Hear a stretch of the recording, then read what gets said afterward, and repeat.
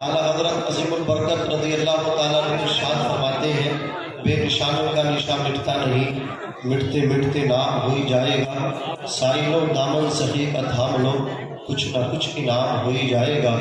خیرکم من تعلم القرآن وعلمہ، تم میں بہترین وہ ہے، مفتی ابوالحسن صاحب اللہ توجہ فرمائے کہ تم میں بہترین وہ شخص وہ ہے کہ جو قرآن سیکھتا ہے اور دوسروں کو سکھاتا ہے۔ ان علماء کی زندگی قرآن سیکھنے میں گزرتی ہے، پہلے قرآن سیکھتے ہیں، پھر قرآن سکھاتے سکھاتے ان کی زندگی پوری صرف ہو جاتی ہے، گزر جاتی ہے۔ اللہ اکبر کبیرہ۔ حضرات توجہ فرمائے کہ علم دین کا طلب کرنا بھی آپ نے حضرت مفتی قاسم صاحب نبیل مدری سے سنا کہ علم دین کا طلب کرنا ہر مسلمان مرد عورت پر فرض ہے، اس کو سیکھنا چاہیے، اسے جاننا چاہیے کہ حرام کیا ہے، حلال کیا ہے، جائز کیا ہے، ناجائز کیا ہے، نماز کو کیسے ادا کرنا چاہیے۔ اللہ اکبر کبیرہ۔ کوئی بھی کام آدمی بغیر سیکھے نہیں کرتا، پہلے حضرات اس میں جو ہے وہ مطلب کیا ہے مہارت حاصل کرتا ہے، پہلے اس میں جانکاری حاصل کرتا ہے، ایکسپیرینس لیتا ہے، تب جا کر کے اس کے پیرنٹس اس کو دکان کھلواتے ہیں، تب جا کر کے اس کے گھر والے اس کو کام اس کا اسٹارٹ کرواتے ہیں۔ اس لیے کہ اگر اس کو حضرات گرامی اس میں نالج نہیں ہوگا، جانکاری نہیں ہوگی، پیسہ برباد ہو جائے گا، پیسہ تباہ ہو جائے گا۔ آپ جانتے ہیں پیسہ کتنی محنت سے کمایا جاتا ہے، پیسہ کتنی محنت سے اکٹھا کیا جاتا ہے۔ پیسے کی قیمت اگر پوچھنی ہے تو اس باپ سے پوچھو۔ اللہ اکبر۔ جو دن میں بھی پریشان رہتا ہے اور رات کو بھی محنت کرتا ہے، جو رکشہ کھینچ کر کے اللہ اکبر پیسہ اکٹھا کرتا ہے، ماں کو گھر کے آنگن میں بیٹھی رہتی ہے، ایک باپ ہے جو پیسے کی خاطر بدیش گیا، اللہ اکبر اپنی محنت و مشقت کو نچوڑ کے سیلری پہ سیلری کماتا رہا، ایک باپ ہے اللہ اکبر جو دھوپ میں جلتا رہا، ایک باپ ہے اپنی ہتھیلی پہ جان رکھ کر کے گاڑی کو ڈرائیو کرتا رہا، اللہ اکبر۔ کبھی دیکھو جنور ہے تو کبھی اللہ اکبر بنگال کی کھاڑیوں میں ہے، کبھی کشمیر کی وادیوں میں ہے، اللہ اکبر کبیرہ اپنی جان کو ہتھیلی پہ رکھ کر کے وہ پیسے اکٹھا کرتا ہے، صبح کو نکلتا ہے، اللہ کے بھروسے پہ چلا جاتا ہے۔ عزیزان ملت اسلامیہ تو پیسے کی قدر آپ اس سے معلوم کرو۔ عزیزان ملت اسلامیہ عرض کرنا چاہتا ہوں، آپ اپنے بچوں کو پہلے کام سکھاتے ہو، اس کے بعد کام ڈلواتے ہو، اس کے بعد اس کا کام کو شروع کرواتے ہو، اس لیے کہ پیسہ برباد نہ ہو جائے، پیسہ تباہ نہ ہو جائے۔ اللہ اکبر کبیرہ۔ جو سب سے زیادہ اور سب سے بہترین عمل نماز ہے، رسول اللہ کو پسند ہے، خدا کو پسند ہے، اس کو بغیر سیکھے آدمی پڑھنے کی کوشش کرتا ہے۔ آقا فرماتے ہیں دنیا میں سب سے بہترین کام یہ ہے کہ باجماعت نماز پنجگانہ ادا جو کر رہا ہے، یہ سب سے اچھا کام ہے۔ تیری کھیتی سے اچھا ہے نماز پنجگانہ کو باجماعت ادا کرنا۔ اللہ اکبر۔ تیرے کام کاج سے بہتر ہے، تیری دکانداری سے بہتر ہے، دنیا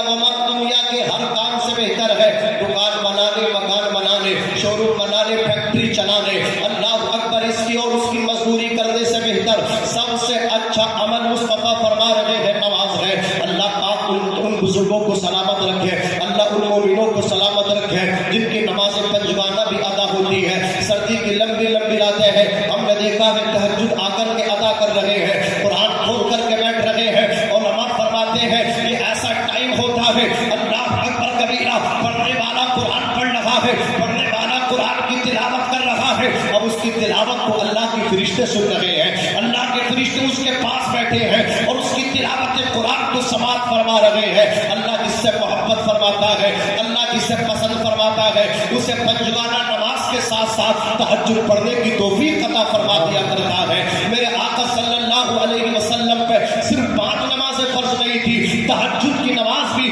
مصطفیٰ جان رحمت پہ فرض تھی۔ اللہ اکبر کبیرہ۔ عرض کرنا چاہتا ہوں اور لوگوں، ایک چیز جو نماز ہے یہ کتنی اہم ہے، کتنی افضل ہے، اس کو بغیر سیکھے اللہ اکبر بغیر یاد کیے ہم ادا کرنے کی کوشش کرتے ہیں، بغیر سیکھے ہم پڑھتے چلے جا رہے ہیں کہ اللہ تعالیٰ سب قبول فرما لے گا، اللہ تعالیٰ ایسے ہی قبول فرما لے گا۔ اللہ نے عقل بھی تو دی ہے، اللہ نے دماغ بھی تو دیا ہے، اللہ نے اللہ اکبر مدرسے بھی تو آپ کو مہیا کرائے ہیں، آپ کے یہاں مساجد بھی تو ہے، آپ کے یہاں مدارس بھی تو ہے، آپ کے یہاں علماء بھی تو ہے۔ اگر آپ کو الحمد شریف پڑھنا نہیں آتی تو مفتی عبدالعظیم صاحب اللہ کے پاس آئے، ان سے الحمد شریف کو یاد کریں۔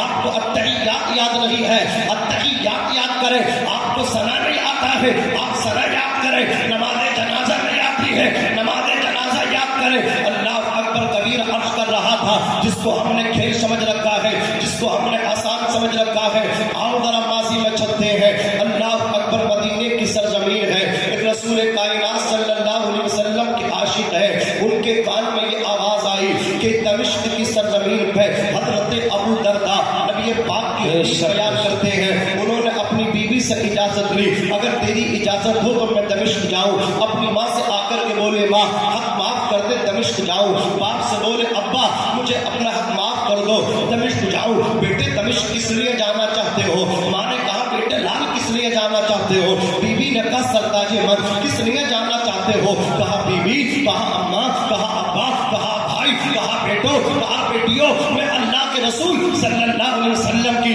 حدیث سننے دمشق جانا چاہتا ہوں۔ عزیزان ملت اسلامیہ، دمشق کا سفر شروع کر دیا، چلتے چلتے پیروں میں چھالے پڑ گئے، چلا نہیں جاتا تھا، کوئی سینگ لگ جاتی تھی، کوئی لکڑی زخم میں لگ جاتی تھی، کانپ جاتے تھے، جسم پہ کپ کپی تاری ہو جاتی تھی، اپنے زخم سے گرد و غبار نکالتے تھے، ریت کو نکالتے تھے، پھر آگے کو سفر کرتے تھے۔ وہ چلتے رہے، چلتے چلتے اللہ اکبر، آخرکار اپنی منزل کو پہنچے۔ دمشق میں آپ نے داخلہ لیا، چھوٹے چھوٹے بچے کھیل کود میں مشغول تھے، لہو و لعب میں مشغول تھے، ان بچوں کو نبی کے عاشق نے سلام کیا، اللہ اکبر، بچوں کو سلام کیا۔ آج ہمارا عالم یہ ہے، ہم بڑوں کو سلام نہیں کرتے، ہم تو اپنے باپ کو سلام نہیں کرتے، اپنی ماں کو سلام نہیں کرتے، اپنے چچا کو سلام نہیں کرتے، اپنے تایا کو سلام نہیں کرتے، لیکن نبی کے عاشق نے کھیلتے ہوئے بچوں کو سلام کیا، اور پھر بچوں سے دریافت کیا کہ دمشق کی جامع مسجد کدھر ہے؟